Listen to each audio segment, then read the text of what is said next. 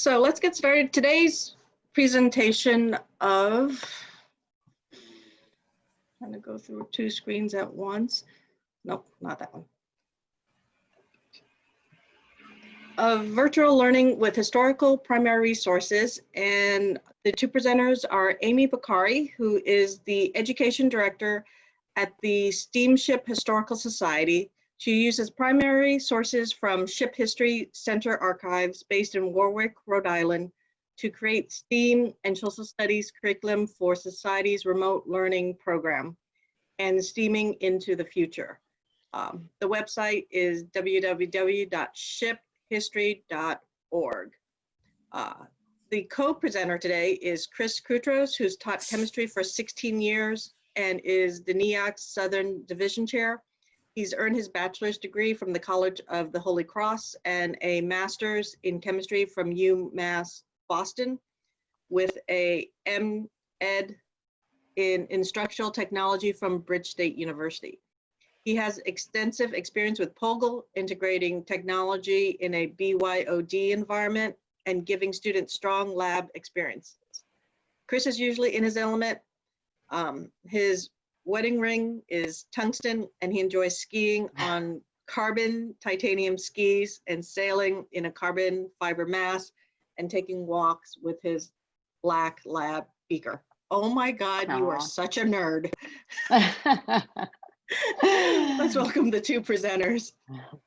Thank you, Karen. Thank you. And thank you guys so much for having me. I feel very honored as a historian to be invited to a chemistry teachers conference. So I feel super cool, a little out of my element, but very excited because I love interdisciplinary stuff. I love meeting new people and figuring out how to use historic sources for different subjects. So I'm very excited.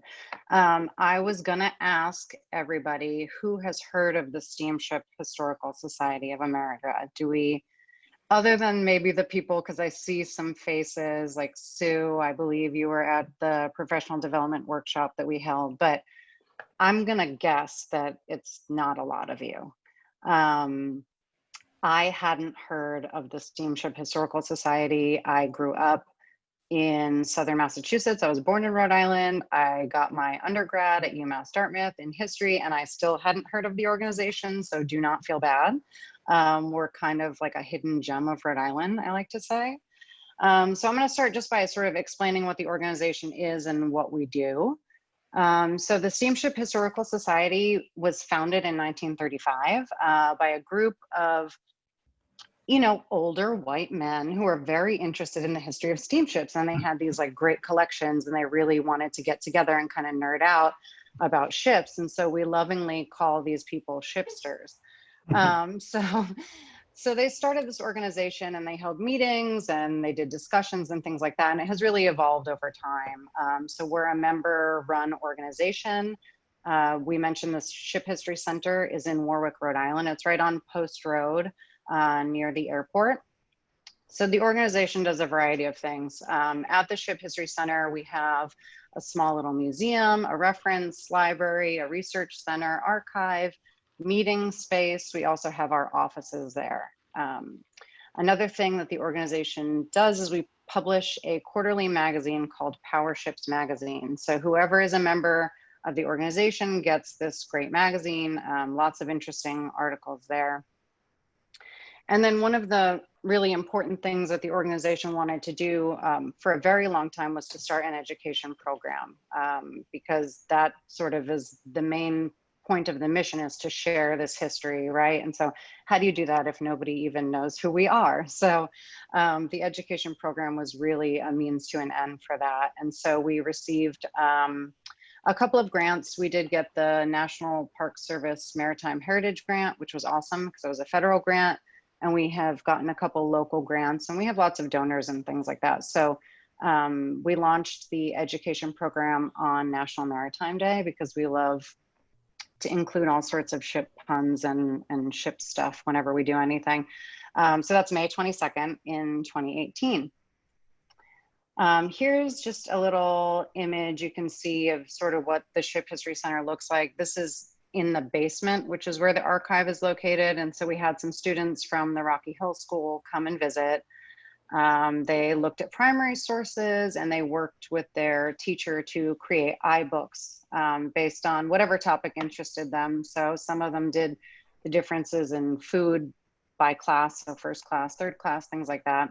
And you can see that if you look on the website, which if we have time, we'll kind of poke around on the website, or if not, you can do that in your free time. But we have a little student work section where some of these iBooks that they created are up. And we hope to incorporate more student work just because I think it gets kids excited and people can see how the students are using the materials that we have.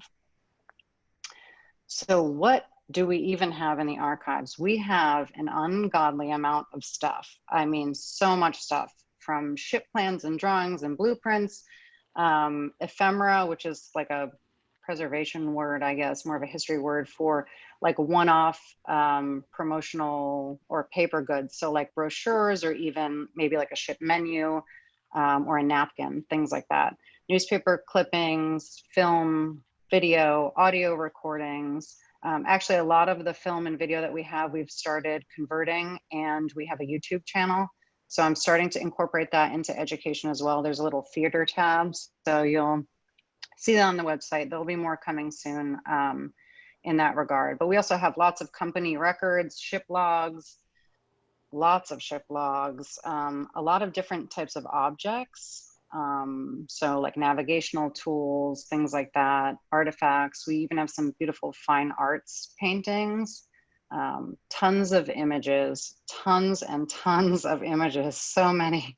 And a lot that are still, you know, on glass slides and projection slides and things like that. We also have a really cool postcard collection, which I'm not sure if that would really work for chemistry stuff, but is just really fun and fascinating to look at if you ever have time to come down. So on top of all that we have in the archive, which really is probably only, I would say like 30% of what we have is actually processed and cataloged and archived. We have so much that really needs to be done. So we came into this building in 2014, so there's still a lot of work to do. We only have one archivist. We have a very small staff, I should mention that. So I am the education person. I'm also like the website person and the social media person. And for a while I was a grant writer, but I got out of that, so that was great. But we also have this really amazing maritime reference library. So lots of really cool books in there, tons of books. The education program is my baby. I really love it. I think it's great.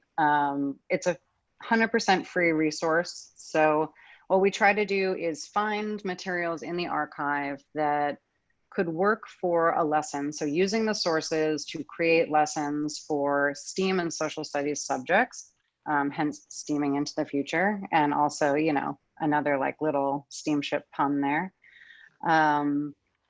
So when we originally started, we tried to focus on grades 9 through 12.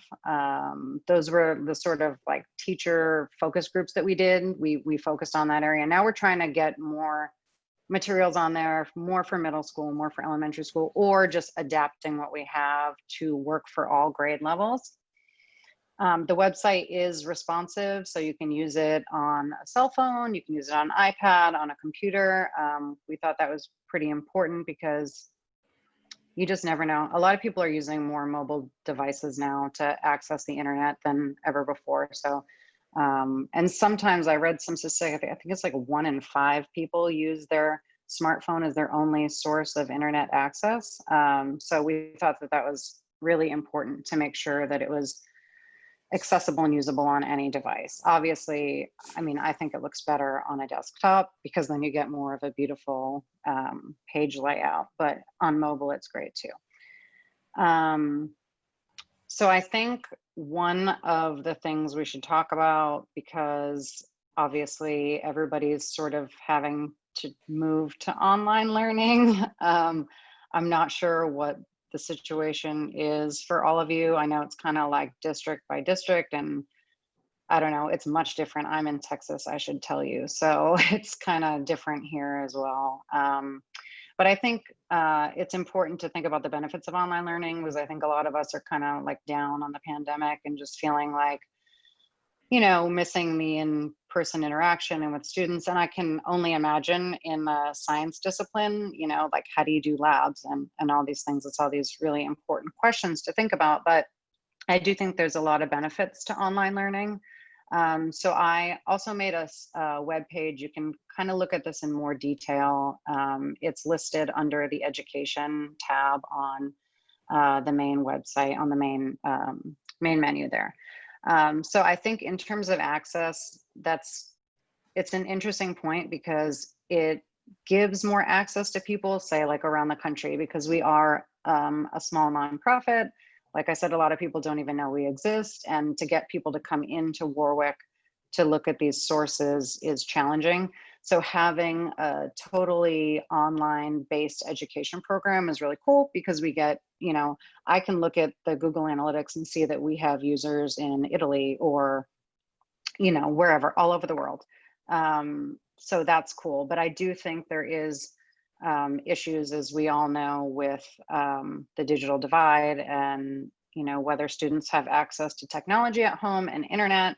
Unfortunately, like our organization can't really work on that problem, but at least we can have something that people can use that is online. So some of these, I'll just go through them kind of fast. I think differentiation is important. There's a lot of different learning styles, and I think some shy kids can really benefit from online learning. They'll participate maybe more in discussion than they would in the classroom. So I think that's a plus for sure. Convenience, you know, working whenever the time is best for you. Obviously you have a deadline, but you need to figure out when you're going to do that. And so sometimes I think being online is nice to have that convenience. As I mentioned earlier, a lot of our lessons are interdisciplinary, and I think that's just really cool. I think students really benefit from that. Project-based learning, obviously there's a lot you can do with steamships. You could do like a whole unit on steamships. Students can figure out some real world issues and work on different things in that way. In terms of enhanced learning, I would say I think online learning is kind of cool, because you don't have to do so much passive listening, right? It's less like being lectured at, even though that's what I'm doing to you right now. But you know, having more hands-on, or I guess active learning in terms of online learning is a benefit for sure. I do think there can be more interaction between students and between the educator and students, because you can have that sort of discussion happening. Whereas maybe if you're managing a classroom, you might be distracted or working with one group more than another, or something like that. And so this way you kind of can get a little bit more interaction. And in terms of improved administration, I would say like being able to document the participation is a true benefit of online learning, because if you have students working in a group, or say they're doing an experiment or a lab, you know, maybe they're turning in one assignment, and then so it's kind of hard to gauge, unless you're like in a million places at once, who is participating and in what way. The benefits of learning with primary sources, this is like my favorite part, because I'm a history nerd. So for me, I think students of all disciplines can really benefit from learning with primary sources, being more engaged in a way, because they might see it as more personal if they're looking at documents that people created, or videos or images of people, like they can connect with it more. And I feel like they'll get a little more interest and maybe a deeper understanding. I do think being able to understand that history is not just dates and facts, and it's not boring, because for me, I'll say when I was in high school, I hated history. I really didn't like it, and I didn't know I wanted to be a historian until I got to college, and I took a class where my teacher was just super into the subject, and I sort of figured out that it's, you know, you have to piece primary sources together. So you may see a primary source, you're only getting a little snippet. So you have to figure out what's the context, compare it with other primary sources, and you really get these cool critical thinking skills because students sort of have to question everything that they look at and look at in context. I think is just very important, especially today with just like the overwhelming amount of information being thrown around on the internet. Giving students the tools of how to look at sources and really critique them. And I just think that's super important. And I think it can help students in any subject and in life, because as we can see, a lot of people these days need to sort of figure out how to do some critical thinking and really examine what they're looking at, because there's all this like sharing of information without thinking about whether it's true or not. And I also had, there's a link there. So if you're interested in learning more about learning with primary sources, there's a lot of great resources from the Library of Congress, the Smithsonian. I have a link there for primary source analysis tools. So I'm not sure if you would be interested in doing that for science, but I think it would be beneficial anyway, just to kind of look at it and understand it. So the lessons that we have, I sort of already mentioned a little bit, but we try with every lesson that we do to include education standards. Now that's a bit of a challenge since we're a national organization. We can't possibly include standards for every subject for every single state, but we do the best we can. So we have educators that work with us and help us to kind of fill in the education standards. And we also link to additional resources, extension activities, lots of things like that. Maybe some secondary sources to read. And I already mentioned we did start by focusing on high school. I'm assuming most of you are high school teachers. If not, that's okay. We do have a lot for middle school and we're working on adding more. But yeah, we did originally focus on high school. So this will benefit you all, I think, for sure. And for sure, next generation science standards have been a priority when we write the lessons, because that is something I think that as a country, right, we've all adopted. So that helps. And I added this link here so you can go right to the lessons. The lessons page will show the lessons of all subjects. And then you can also go to the education modules if you want specifically just for science or technology, things like that. This is my baby. This is my son. He just turned 5. So my sort of idea for making lessons for younger students, like young students, really came about when the pandemic started and we had to stay at home and school at home orders, because I don't know if any of you are parents, but it was crazy. It was pretty crazy. And especially for young kids to keep them engaged and, you know, what do you do? It was just hard. So I decided to kind of make a few lessons that I just thought my son would like, because he was bouncing off the walls and driving me a little crazy. So I did this saltwater density experiment with him, and he loved it. And I did a little buoyancy with Lego boats exercise too. So we are moving to include more where we can. And here are the lessons I just listed that have next generation science standards with the grade levels that they work for. We are working on like adapting and expanding a lot of these lessons. I know Chris is going to really like get a little bit into the meat of the chemistry lessons that we have available, and a new one that he just worked on. But these are the links. So after the presentation, you can look at these and see if there's any way you want to use them in your class. And then this, Chris did an amazing job sort of pulling out what he thought would be the most important NGSS standards for chemistry that you all might be interested in. And we also have the lessons linked here. And this is his new one that he did, the steamships and dimensional analysis lesson. So I'm going to pass it over to Chris so he can kind of dig more into the chemistry stuff, and we'll see how time goes. If we have time, we can kind of poke around on the website or do a Q&A. If you guys have any additional questions for me, you can also just email me, steam@sshsa.org, with any questions. Okay, thank you very much. Let me stop sharing my screen. Thanks, Amy. Thanks for the handover. We originally did a division meeting at the Steamship Historical Society in 2018, which was a wicked cool experience, going into a place where they have like these big ship models. They have a whole archive in the basement. We literally were going around the stacks with the archivist and pulling out things that we thought were like chemistry related, and found some really cool things. And that's where the steamship boiler operator lab practical or assessment came from.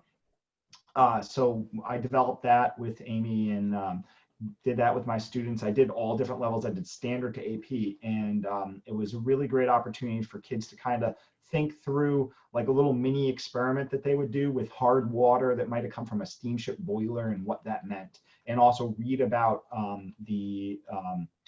what that meant in terms of like steamships and how boilers, would explode if scale built up, and scale is calcium ions, because crazy enough, calcium sulfate has an inverse solubility curve. It gets less soluble the hotter the engine gets. And so that causes some really crazy things to happen. So it's a really interesting application of chemistry. Also, it blew my mind when we were talking about steamships, and there, I forget who exactly was talking about it, but it blew my mind. They're like, oh yeah, steamships, well, obviously pressure is a big deal, atmospheric pressure. I'm like, how can atmospheric pressure be a big deal on steamships? They're all at sea level. You ever heard of Steamship Springs, Colorado? Like that was a mile above sea level. Like, so obviously the engine and steam mechanics up there had to be completely different from something that operated on the oceans. And so that blew my mind too. Even I'm sure the Great Lakes had some stuff. But in any event, the entire purpose here is their primary sources are a really great launching off point for having real world things that you can do with your students that actually apply. And one of the things is, so when I was working on my new activity, which is I'm making a module through Edpuzzle that is not quite recorded yet, but I have all the slides ready to go. I'm making a module to teach a dimensional analysis. And I thought, well, I normally teach dimensional analysis in early October, and that's when the history classes in my school are talking about immigration. And I'm like, this would be a really great opportunity to kind of like have the students do some calculations that are actually applicable to something they're learning in history class. How long did it take to take a steamship over? Like how much cargo, how many people could the steamship hold? What was the price? What did that mean in terms of the economic ability to actually take those voyages back in the early 20th century? So I'm going to approach a couple of the history teachers at my school and see if, even if I can just write some questions that would inform, like my kids could do the calculations that would inform their history class, that'd be pretty awesome. So I wanted to kind of show you what I was thinking of for dimensional analysis and what the Astrid, who's the archivist at the Steamship Historical Society, was able to dig up for me. So let me share my screen. Share screen. I'm sharing that one, I think. Yeah. All right. All right. So this right here is you all have access to this right now. And this was the launching off point. This was the bottom of a poster where this was the literal data for steamship passengers going from Naples, Italy to different destinations all in the New World. So New York and down Buenos Aires and Rio de Janeiro. And if you look over here, there's some numbers. So I thought to myself, hey, dimensional analysis, numbers. So this is the price in lira for a third class passenger, which Aimee could probably correct me if I'm wrong, but I think that's not the very good one. That's not the really good accommodations. Yeah, no. This is the tonnage of the ship and how much net tons it can hold. And this over here is the velocity per hour. So this is, I'm pretty sure, kilometers per hour that the ship traveled. And this was the duration of the voyage and how many days it took. So, my Italian isn't great, but so this one, so this is correct me if I'm wrong, the Naples line, but this might have been from Genoa. And it took 11 days to get to New York. So what exactly does that mean? How many hours is that? Well, that's the first question I asked on my dimensional analysis worksheet. And I haven't yet written up the speeds part, but calculating off, well, what exactly does that mean? What distance is that? So you could take the speed and actually calculate out what distance this steamship traveled. So these are in lira, I'm pretty sure, and I want to look up an inflation table back from the day to figure out like what is a modern day price equivalent to that. So let me show you what I came up with. So I came up with 2 introductory lessons where these are just going to be through Edpuzzle, where so I have the script all written out. I just literally need to record it. Where going through what dimensional analysis is, this is the very first lesson that I would have my students do dimensional analysis. And I'm just using steamships as like a hook, like something that's going to be throughout the unit that we can talk about. So they can learn, you know, what is it? You know, it's about conversion factors. I built in questions. So the Edpuzzle video will just stop. And just for the purposes of, you know, what if somebody wasn't using Edpuzzle? Well, then, you know, I still wanted the questions to be in the slides. So Edpuzzle, they're just going to answer A, B, C, D, and then it goes and shows them the answer and talks about why, leading through how to set it up in a fraction. Leading then, you know, money. I use money as my most basic introduction because it works pretty well. And this might actually translate really well to going and doing lira calculations later. And then simple distances. So the students get it, you know, they have to do the conversion to distance. And then just kind of leading them through the traditional, like, how would you do a dimensional analysis problem? I give examples and then I have them solve the problem out. You know, so it's a structured activity. And then at the end, solving it themselves. So that's the first activity. I'm hoping to kind of pair that with like just a traditional dimensional analysis worksheet. You guys know what I'm talking about, you know, just 1-step dimensional analysis, see how that goes. And then go into the more complex dimensional analysis. So now multi-step. So this would be another video, another lesson on another day and talk about, you know, you can go through different cities. And even the poster said, you know, this steamship doesn't just go from point to point. It like stops in Rio on the way to, I forgot, Buenos Aires. And so you might have to go in different destinations. And so you don't just multiply by 1. Oh, there's a review question here. You have to multiply by 1 more than once, maybe. And I use like an analogy of a steamship going between Mexico and Canada. And then, you know, identifying the conversion factors. This is the instructional part of the slides.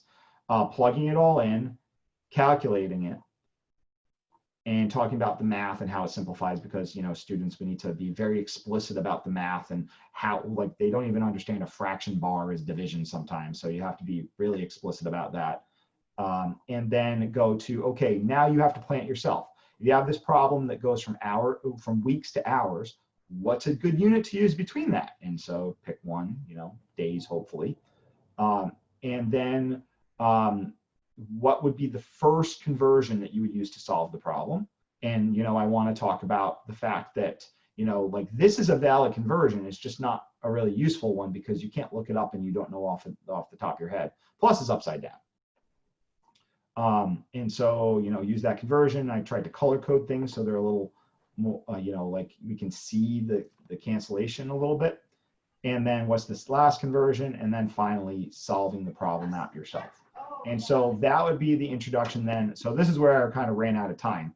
And I do actually want to talk to the history teachers in my department. But so that poster I was talking about, literally that's a launching off point for an entire any dimensional analysis problem you want. So you've got time in there, you've got masses in there, you've got money in there, you've got speeds in there. So you got your complex units. You've got different, you know, destinations, you know, like, so literally from this one poster, you can design an entire universe of dimensional analysis problems to solve. The one kind of problem that I did talk about was obviously the, you know, rates, you know, calculating like kilometers per hour and getting it into something that would be more applicable to students, you know, like miles per, I don't know, day, you know, like you could do that out. Like, how many miles are you going to travel in your steamship per day? And it would be pretty, I think, good too to have a map that maybe just had some like basic distances between places too. By the way, this also goes into something that Aimee was talking about, which is like, even just the fact of reading this poster exposes students to the primary sources, but also there's an interpretation factor here. There's an accessing information that students have to be a little comfortable with. All right, well, like these dates are not in English, but do the dates really matter? They can all, if you're interested in more technology, you can do what I did and plug in Google Translate and have them translate it themselves too. So that's my new lesson that I'm designing.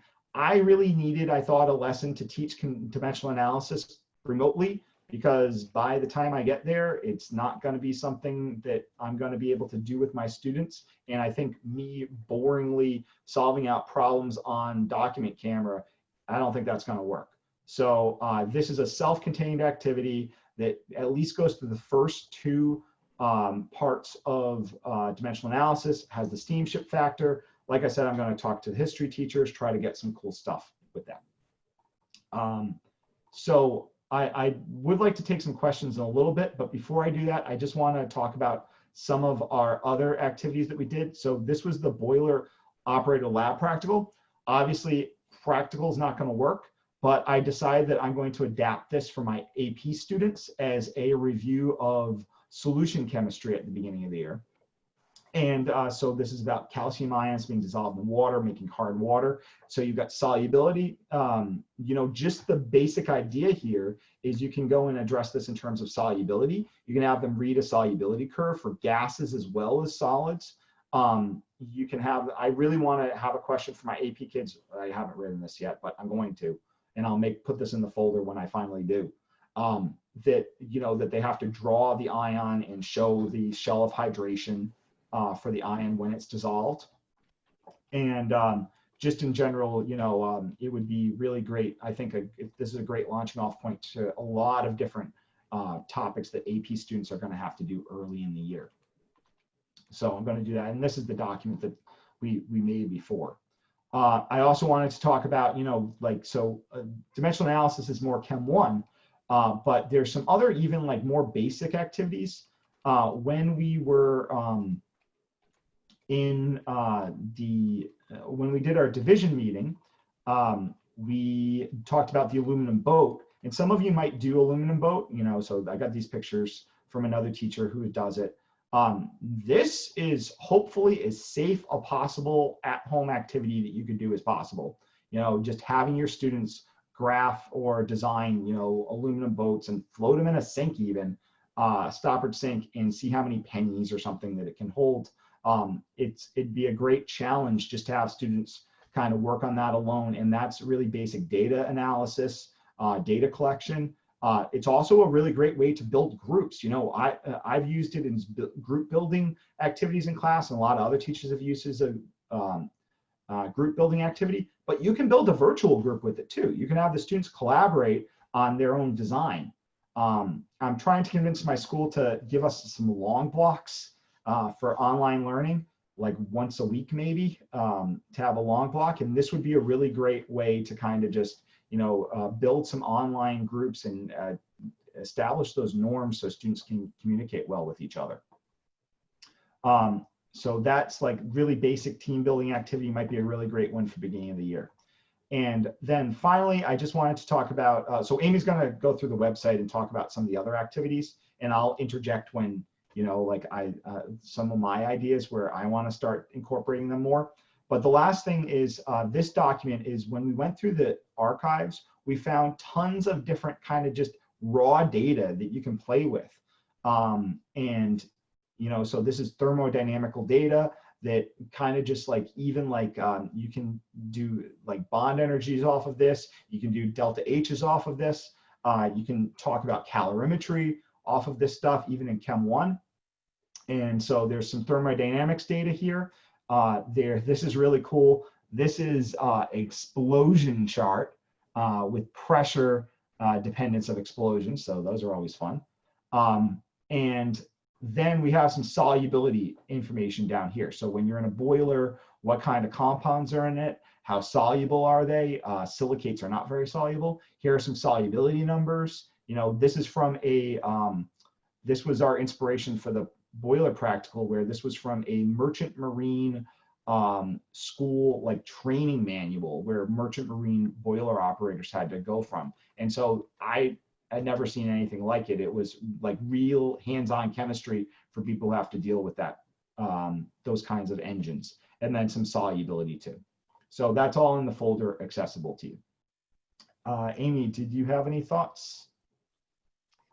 I mean, if you want me to kind of just show the website a little bit, Yep. where to find things like that, that might be helpful for people. So let me share my And screen. maybe we can open it up to questions while we're going through the website. Do you think that's Yeah, appropriate? that's great. Let me just get So if anybody had exit. any questions while Amy's Oops. loading it up, I mean, you could turn on your microphone and ask. Chris, I have a question. Could you say who's talking? I'm sorry, I don't see all the when. Oh, I'm sorry. My name is Trisha. Hi, Trisha. Hi. I actually work for a virtual learning academy in which we are 100% remote all the time. Mhm. And we do something called collaborations where they try to do interdisciplinary subjects together. So this is very interesting to me. Mhm. And one of my questions was, especially with the dimensional analysis, I'm really big on hooks too, and telling stories. And I was wondering if you had a story already for the dimensional analysis that you are going to present, besides the poster, besides the images.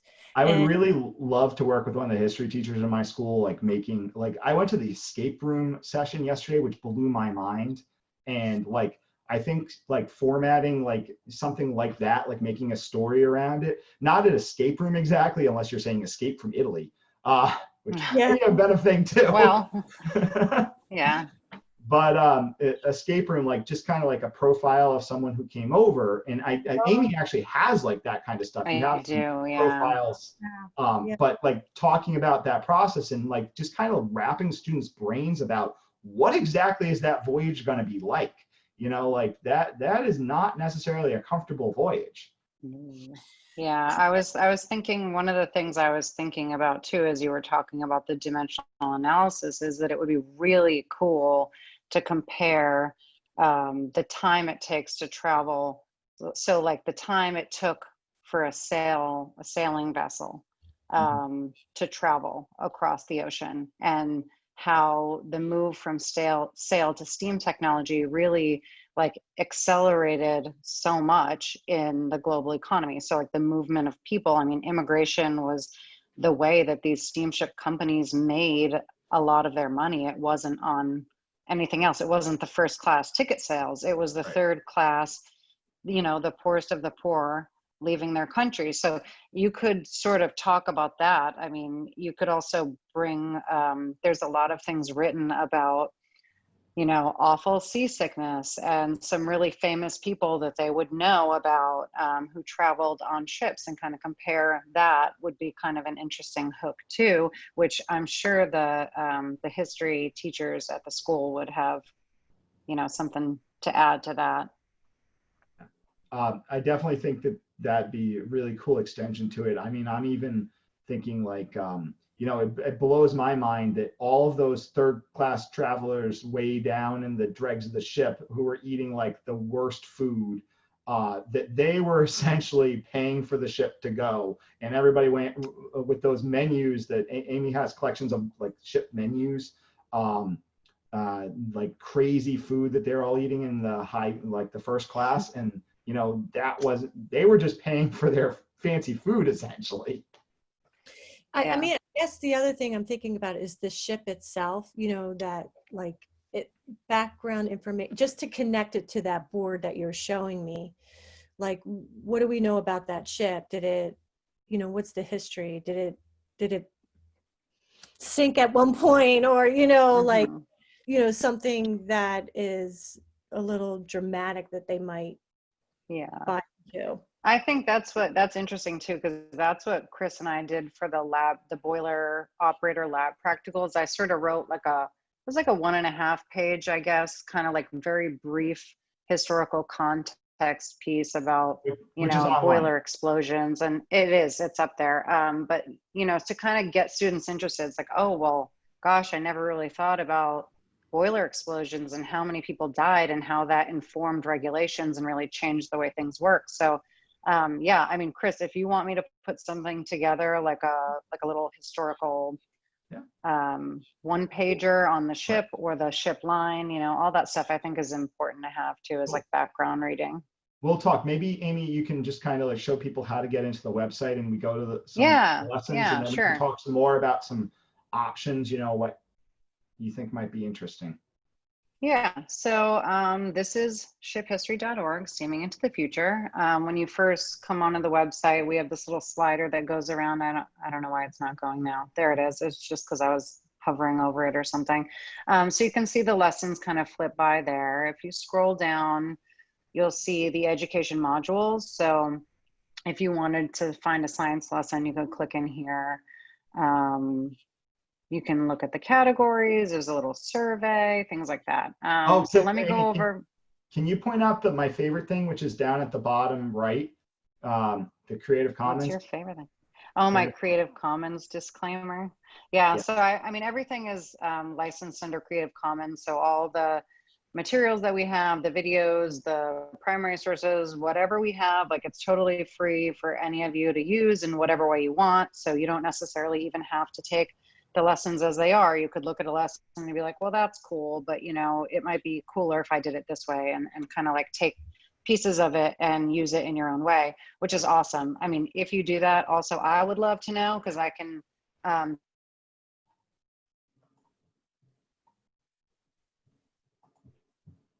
Aimee, you cut out for me. Did you cut out for anybody else? Yeah.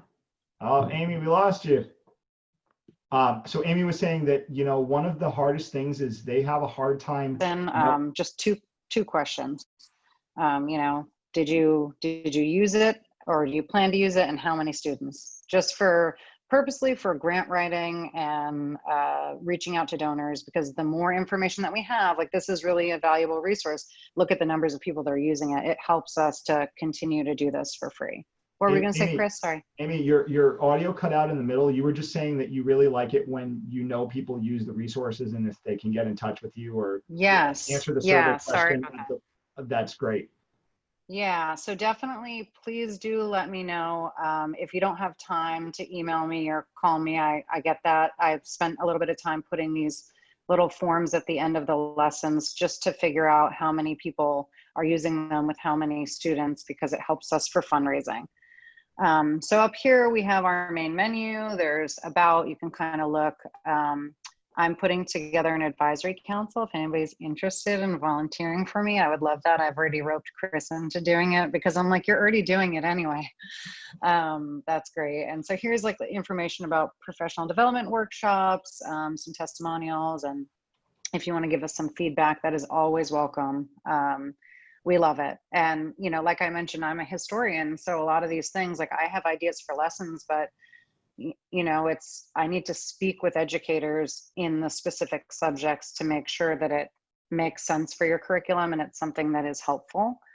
So if you look on the education, there's a little drop down. Here are the things I was talking about earlier, sort of the benefits of online learning and the resources about learning with primary sources. And then here you can also access the education modules this way. Can we go to science? Any one of those? Can we go to science? Yeah, we're going to go to science. Let me just go through the bar first, and then we're going to go straight to science. Themes, this is something I did forget to mention, but Chris touched on. So the themes of our organization are trade, immigration, and leisure. That's what our collection focuses on, because it really touches every aspect of society, we think. Here you can click directly on the lessons. I mentioned the student work. You can check that out. The theater is where we're uploading our YouTube videos, and then there's the contact form. So now we'll go to science, because I know that's what everybody wants to do. Let's see, hopefully my internet is fast. Yes, here we go. Okay, so here are the lessons in science. So each module I have set up, I have the lessons listed first. So these are like true lesson plans. And then on occasion, we'll have like other topics to explore. So things that we think are interesting, but we really just have not had the time or resources to write true lessons about them yet. So like the physics of sailing, effects of weather. I mean, Chris and I had like a discussion about weather and steamships and hurricanes, and now I'm obsessed with Windy, and I can't, it's like my favorite app right now. Windy.com, windy.com. Yes, it's the best. They have an app too. I'm obsessed with it. It's great.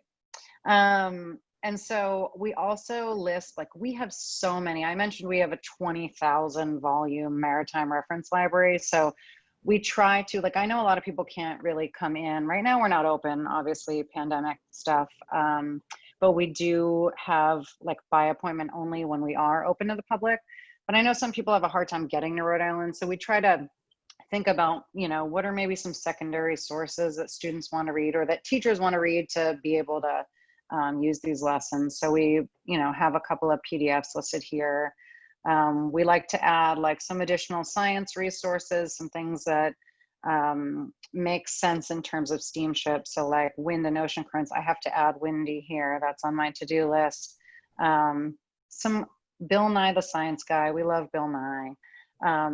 So yeah, so that's the basic science module. What I'm going to do is I'm going to click into this refrigeration on ships experiment just so you can see what a lesson looks like. And this lesson is cool because it's adaptable for all grade levels.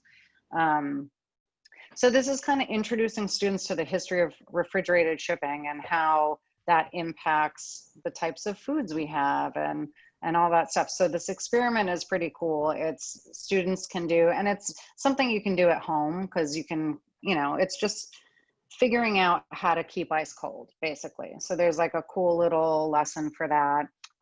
This ship is a United Fruit Company ship. And unlike most ships, they were painted white because they were going south. So they needed to be cool to transport bananas.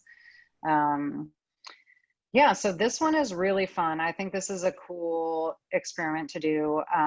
We also have, like, I'll write like a little historical context or like a reading for students to do. Here are some examples of menus. I'll just click on this so you guys can see up close. This is a French line menu, I believe. Yeah, Right. so It you was can the kind of see English- like the difference in, English yeah, translation. you can. Yeah, you can see the difference in refrigeration. We need to get some older menus on there so you can see Right. like the differences in time. One of the things that I loved is, you know, that you touch on the history of how New England exported ice all around the world back at the early 19th century. And like New England supplied ice and they had to figure out a way to store it and they put sawdust around it. And that was a really good insulator. But there's actually a modern equivalent to that. Remember, we all went on to the climate change keynote yesterday, and it's a really big problem right now with ski resorts, especially in New England, are all gonna go out of business because of climate change. And the number one reason for that is that they need 50 days of cold nights to make snow before they open up the mountain. And with climate change, you're going to lose time at the beginning of the season. It's going to be too warm. And so they're actually working on how do we maintain, maybe we can make a big pile of snow the previous winter and maintain that pile of snow on the top, on the mountain and insulate it so that we can just spread it out the next fall and have a quick start. And there's some work being done in Vermont that's funded by an NSF grant where they're working on different materials to insulate it. And I actually think they circle back to sawdust. Oh, that's cool. So climate That's change. fun. Yeah, very interesting. So this is a fun activity. And then like here you can see, we'll provide some extension activities of things to do, some additional resources. There's some information on Frederick Tudor. He was the guy who was exporting ice from Boston. There's a fun little audio clip you can listen to about refrigeration on shipping containers and things like that. And then here we list the education standards at the bottom. So this one has next generation science standards, and you can see it's listed by the grade bands there. Common Core, science and engineering, some history, and then look, here's my beautiful form that I hope you will all fill out. Please fill it out if you use it or if you want to use it, because it helps me so much to know. But yeah, I mean, that's the basic rundown of the website. That's how you find things. If you want to only look specifically just for lessons, you can click there. Obviously, you can search on the left sidebar. I made it so that you can kind of search by whether it's an activity, a lesson plan, if it's leisure, labor, trade. I tried to incorporate as many things as I could think people might be thinking of a topic to search there, but you can also just search by keyword at the top menu. My little thing where I can see everyone's faces is covering it, but yeah, so you can search here at the top bar.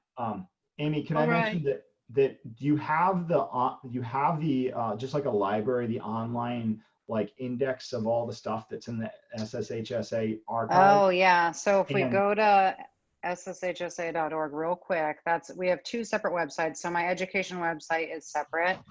This is the main society website here. It's at sshsa.org, and I did link to it in the presentation, so you can get to that. Here you can see our virtual museum. We have the, why is that not wanting to go? That's okay, I'm gonna go this way. So here's information on the archives and collections. This is what I showed you earlier. You can click for an index of brochures or ship logs here. You can also search if you go to our catalog here. So you can find images. So like if we're just looking for a ship, I don't know, let's look for Titanic because everybody likes Titanic. You can click, you just want things with images and we'll see what comes up. So we get posters, we get like a cool little cutaway. You can see that artifact. And if you want to use it for anything, you can request it right through here, or you can contact the archivist or me. I'm always happy to help. I love to know if educators are using our stuff. I've said that like 20 times because I really would love to know. So definitely reach out to me, ask me any questions. I will point you in the right direction and be happy to brainstorm with you if you guys have any steamship topics you want to do. All right, our time is just about up. Does anyone have any last minute questions for Chris or Aimee? Ashley? Yes, I put it in the chat too. I was just curious if you know of any other museums or collections that are doing something like this, because this is incredible. I've never heard of a collection being done this way. Oh, that's great. I mean, I think there are some other maritime museums that do a lot of education things, but I don't think they're specific to just online. I think that is something that kind of sets us apart. I'm sure you guys have seen like the Whaling Museum has awesome educational resources in New Bedford, but and I think they may do some online stuff. And I think now sort of people are forced to, right? They kind of got to figure it out at this point. So we were kind of ahead of the curve, but it was really just because we wanted people to have access, and we're such a small organization and we really don't have the staff capabilities to have people come in that way to sort of do tours all the time. So we just kind of do it by appointment only, and we work with people to figure out the best way to help them. So yeah, I'm so glad you're interested in it. Thank you so much for that question. That makes me happy. And just like from my experience, it's just like literally getting just even one thing out of the archives and you can build off of it. And it's really neat. Like I said, all of that dimensional analysis stuff all got out of that one poster. And it really was a great inspiration for me. And like so many of the resources, like some of them are ready to go, and then some of them might have to be adapted for online a little bit. But there's a lot of real world kind of stuff there. And if you do have any collaboration time during the first 2 weeks of school, like I do, it might be time to build some stuff. Yeah. I want to tag on to that I do agree that this museum is well ahead of the curve, but I was listening to a main program just the other day on museums and how they're dealing with COVID, and a lot of them have used this stay-at-home time when they don't have any visitors to improve their online presence. So if you have a topic that you're interested in, and it doesn't even need to be a local museum, obviously, just Google the topic, find a museum, and see if they've got some stuff. You don't know what you're going to find until you get out there. But what I was hearing from the main museums, which is in which tourism is a huge part of their budget, and they're down, 95%. There's some interesting stuff out there. I think what this museum does really well are the artifacts, which is what we would love because it gives us data. Thank you.